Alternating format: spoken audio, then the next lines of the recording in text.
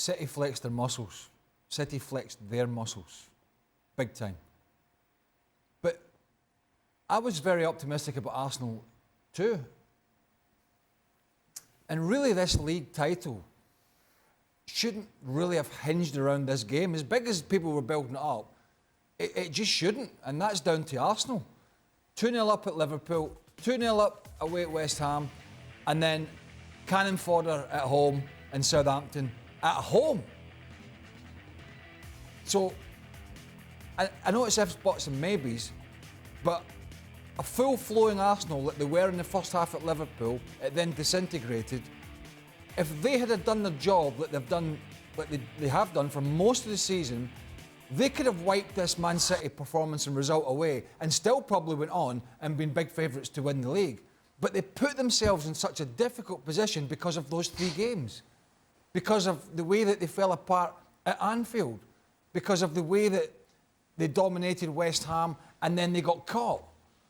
And it's unforgivable, really. And you're not, you know, if you have a big chance to go out against Southampton in the bottom of the table and wipe the floor with them as the top team in the Premier League, and I get it, teams are fighting for survival. Sometimes it's not that easy, but they're poor. They are poor. Then the Man City game is not as big as everybody thinks, but they propelled themselves into a position where they were under pressure and they lost confidence and they started to doubt themselves.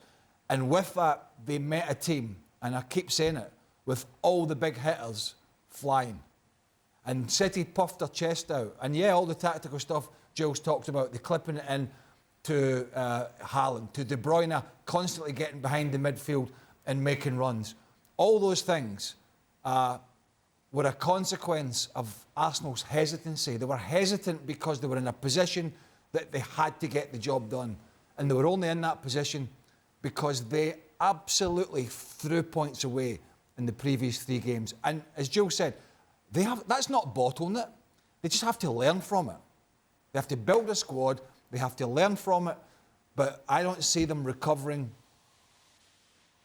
to put any pressure on Man City now. I think City just steamroller ahead, pick teams off, concentrate on the FA Cup, the Champions League, get the job done early, and Arsenal have to go away and have a rethink. That's how, well, not a rethink, they have to go away and have a good think about the squad and where it needs strengthened and how they build on a great season so far for next season. Like, if you're Arsenal and you're looking for a glimmer of hope, it's in that City have to play 9 games between now and the end of the season. The FA Cup final comes after the end of the season if they get by Real Madrid, so is the Champions League final. But at the very least, between now and the end of the domestic season, City have to play 9 to Arsenal's 5. Shaq, but you're hoping. He can leave a guy out who scored the hat-trick in the FA Cup semi-final. He can leave, you know... I'm just saying, if I'm Arsenal, if I'm Jules and an Arsenal fan, I'm looking for hope, some kind of hope. That's the only place I can find it, that they have that many games. But for me, I thought Arsenal threw it away against Liverpool. I thought that was a defining game, where you are 2 up at the break. Yes, I firmly put that at Granit Xhaka, but even so, you have to recognise where you are. In that halftime team talk, you have to get back control of the emotion of the game. A big part about winning league titles is about game management. And I just thought that between Arsenal and Arteta, they didn't manage that game well at all. And then they found themselves chasing it. They cruising against West Ham, but a couple of little mistakes, Thomas Partey giving the ball away, Bukayo Saka missing a penalty, and again, you do not manage the situation well. And then you go chasing it against Southampton and give yourselves a bigger task, where I just felt that at Liverpool, that was an opportunity to send a message, to understand what was needed, and once that went, now all of it, as I say, you're just chasing things as best you can. And then you come up against Manchester City in the form that they're in. And while I sit here and I say that Pep Guardiola needs to stop overthinking things, just put your best 11 out and let them play, those little changes of formation and tactics shows why City are so dominant, at the very least domestically, while everybody else is still playing catch-up. With the focus on Arsenal, we know L'Équipe, the French sports paper, is notoriously stingy when it comes to player ratings. So, Frank, we wanted to show you the ratings they gave to Arsenal's players. Do you have any issue with them? Yes, especially with Holding. You know, I think he was responsible for many occasions with Haaland where he was too close to him and allowed Haaland to turn around him and didn't do his job as he should have done. And Odegaard, 4, I didn't see him. I didn't know that he was playing. Suddenly I say, where is he? And that's the difference between De Bruyne with more experience and young players like Odegaard, Saka, and maybe others, or Martinelli, where we didn't see them yesterday, and where De Bruyne was shining almost during the whole game. So that's the difference. They have to get more experience. They have to be more mature, and they have to show their talent where the team need them the most. So, well, that's fine by me. And can I go back just like a second on the game yesterday? And what I was explaining yesterday, I want to be hard and maybe a little bit harsh on Arteta. You concede 7 goals in the last 3 games, and you come to City, to the Etihad Stadium, you know, thinking that your own game, the way you play, is going to be enough to disturb Manchester City.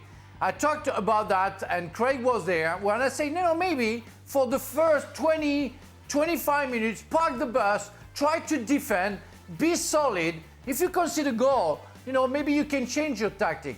But there were no plan B coming to the Etihad Stadium after conceding 7 goals in 3 games. I was very surprised, and I have to say, a bit disappointed by the situation. Well, actually, when you think back to the 3 games before City and you add the goals up, I think it's 11 goals they've conceded. And I don't think it's any surprise. Whilst I'm not suggesting they would have had 4 clean sheets, I don't think there is much debate to be had around the fact that they have missed Saliba a lot. Mm-hmm. And even the fact Tomiyasu is injured has meant that they couldn't shuffle Ben White, who is a centre-back, into centre-half and put Tomiyasu at right back. And I'm not suggesting 11 goals are Rob Holding's fault, not at all. But it's just not a good partnership with Gabriel, whilst the Saliba-Gabriel partnership has been, in some sense, along with other facets of the team, the real cornerstone. So the Saliba injury, which I think he got against Sporting Club, might be wrong, has been a huge blow for this Arsenal defence. Jules is nodding away, so you get the Laurent stamp of approval. According to Stevie, they only played Sporting Club last week, though. So. Yeah, according to Stevie, that did already take place last week. Well, thank you very much for watching ESPN on YouTube. For more sports highlights and analysis, be sure to download the ESPN app. And for live streaming, premium content, and let's not forget as well, ESPN FC 7 days a week. Subscribe to ESPN+.